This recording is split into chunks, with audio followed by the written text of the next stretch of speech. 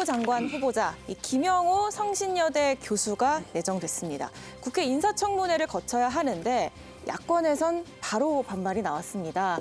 이 김 후보자의 대북관 때문인데요. 과거 유튜브나 언론 기고문에서 이 대북 강경 발언들을 해왔습니다.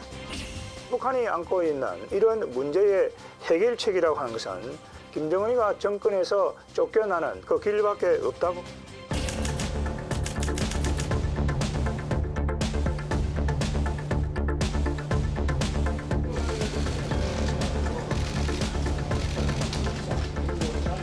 북한 정권이 타도 돼야 통일할 수 있다는 생각에는 변함이 없으신가요? 제가 이제 쓴 글이 있으니까 글을 잘 읽어 보시면은 그 문맥은 잘 이해가 될 것이라고 생각합니다. 교류와 협력을 하는 역할을 해야 되는데 잘 수행할 수 있겠냐라는 일각의 우려에 대해서 어떻게 생각하십니까? 앞으로 한국의 우리의 이 대북 정책은 원칙을 지키는 게 대단히 중요하다 이런 생각을 합니다. 윤석열 대통령께서 이 장관 내정자를 갖다 임명한 것은 대북 정책에 있어서 원칙을 지키는 게 가장 중요한 일이다. 그 원칙이 뭐냐? 자유민주주의와 인권 그리고 법치 이런 걸 같이 연결해서 우리는 앞으로 남북관계 개선에서도 그런 지향점을 가지고 통일부의 부처 정책이 일관성을 유지해야 된다. 이 메시지를 확고하게 한 거예요. 저는 그러니까 궁금한 건 그러니까 뭐 김정은 집단을 타도하고 뭐 그래서 이 흡수통일을 하자. 이것이 윤석열 정부의 방침인지를 먼저 좀 확인됐으면 좋겠어요. 자유청년연맹 발언 때 대통령이 북한에 대해서 북한 공산 집단이라는 표현을 썼거든요. 그럼 국가로 인정하지 않고 우리가 흡수통일을 시도하려고 하는 것인지 제가 딱 한마디만 그러니까 우리 한마디만 네, 왜냐하면 제가 오해를 받을 것 같아서 그런데 저는 이미 체제 경쟁에서 실패한 사회주의식으로 남북한이 통일을 하자라고 생각하는 한국 사람이 뭐 있긴 하겠지만 그게 과연 우리가 신경 쓸 수준인가? 예를 들어 민주당이 그렇게 생각을 하거나 그런 일은 전혀 없기 때문에 왜 이렇게 보수 세력은 북한을 두려워하는지 모르겠습니다. 제가 정말. 전직 국민의힘 통일위원장이잖아요. 네, 그걸 여쭤본 거예요. 네, 그러니까 제가 지금 답변을 좀 드리면 남북한 특수관계론이라고 그래요. 특수관계라는 게 뭡니까? 통일의 대상이면서 공존의 대상입니다. 화해협력의 대상이면서 우리가 극복해야 될 대상이잖아요.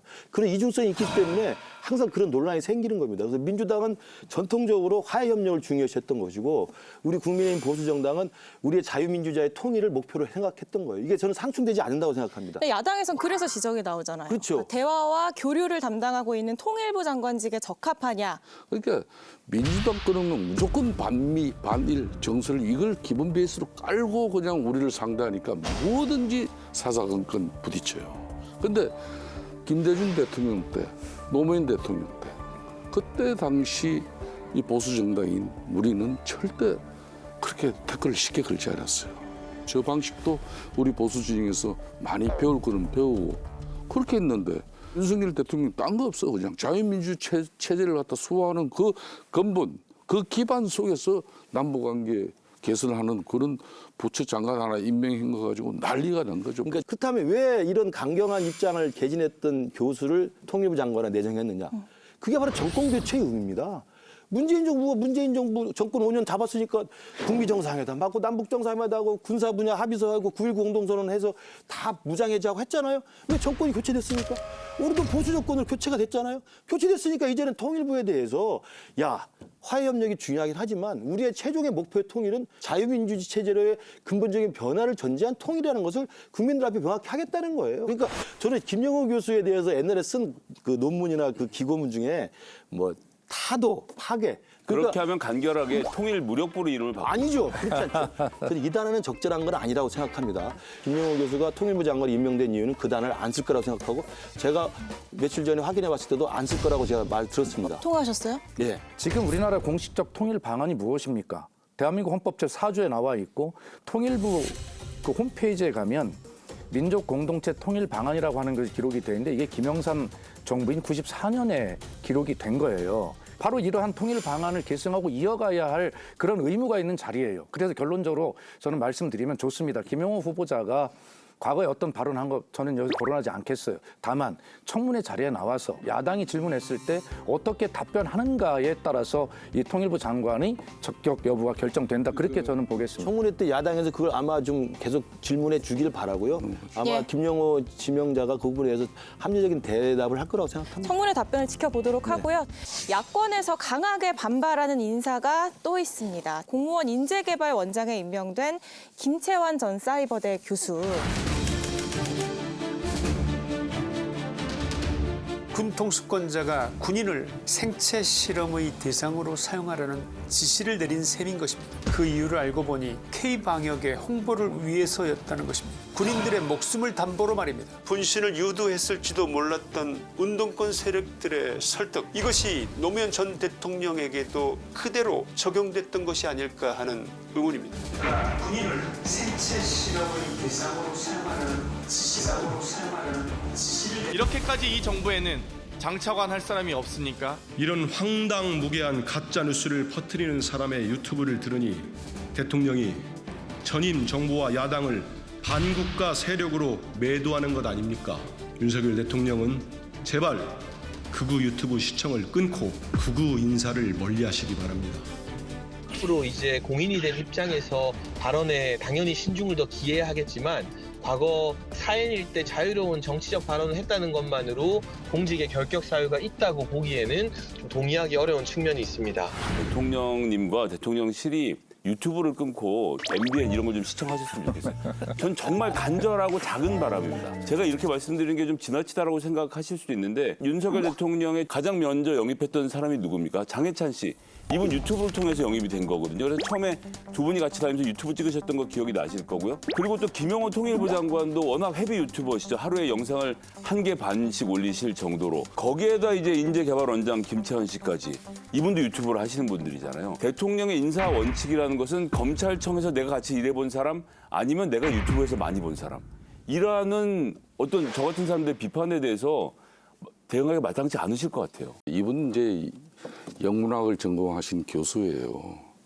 또 교수로서 이제 개인적인 그런 소신과 발언을 유튜브를 통해서 많이 했어요. 그러다 보니까 이제 좀 진보 진영에서는 코로나 팬데믹 시절에 군인을 생체 실험의 대상으로 마스크를 쓰지 못하게 하는 거냐. 그렇다고 해서 이분이 좀 뭐 완전 거구적이고 사상 이념에 함몰돼가지고 좀 뭐 갈팡질팡하는 그런 사람은 절대 아니에요. 그렇기 때문에 이제 자신이 아무리 그런 뭐 개인적인 그런 정치적 소신과 철학이 있다 하더라도 요즘은 어느 기관이든 그 시스템 메커니즘에 의해서 작동이 됩니다.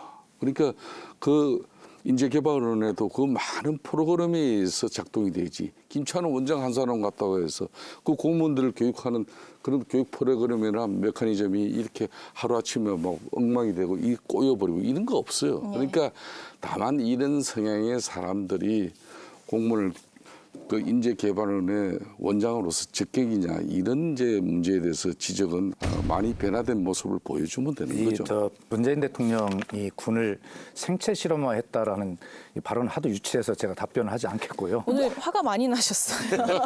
않겠고요. 그건 뭐 국민께서 다 판단하시니까요. 저는 이분은 우리 판도라 방송 도중이라도 자진 사퇴하길 바랍니다. 저 적절하지 않은 인사라고 생각을 하고요. 유튜브에서 했던 이야기는 일종의 가짜뉴스가 굉장히 많습니다. 부정선거 의혹도 계속 제기를 해요. 저는 우리 당의 내년 총선에 승리하고 윤석열 정부의 성공을 도와주기 위해서는 부정선거 주장하는 사람과 관계를 끊어야 되고요. 5.18 망언하는 사람과 관계 끊어야 되고요. 탄핵이 아직도 사기라고 믿는 사람과 관계 끊어야 됩니다. 저는 공무원 인재개발원장으로는 맞지 않다. 공무원 인재개발이 뭐 하는 겁니까?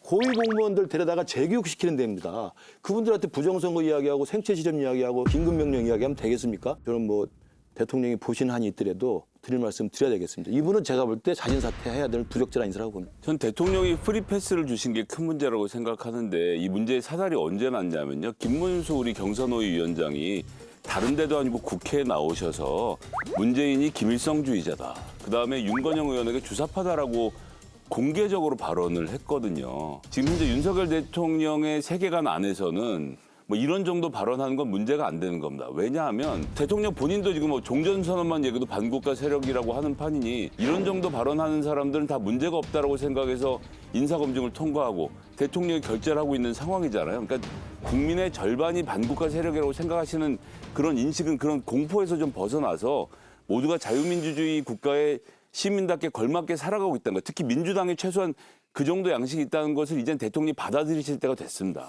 예전에 그런 경우가 있었어요. 그러니까 처음에 초대 이 대통령실 구성할 때 논란이 비슷하게 있었던 게 김성애 종교문화 비서관이 있었습니다. 과거 SNS에 쓴 글이 소신껏 이야기한 거지만 너무 국민 정서와 또 동떨어진 이야기들이 많았잖아요. 그래서 사퇴했습니다. 그러니까 저는 정부를 향한 충심이 있다고 한다면 자진 사퇴의 길을 가야 되지 않을까. 우리 김근식 교수님이 아주 현실적인 전략을 선택하신 것 같은데 김채환 인재개발원 원장을 내주고 김영호 통일부 장관을 지키겠다 이런 그게 전략으로 저는 바뀌었습니다. 맞다고 봅니다.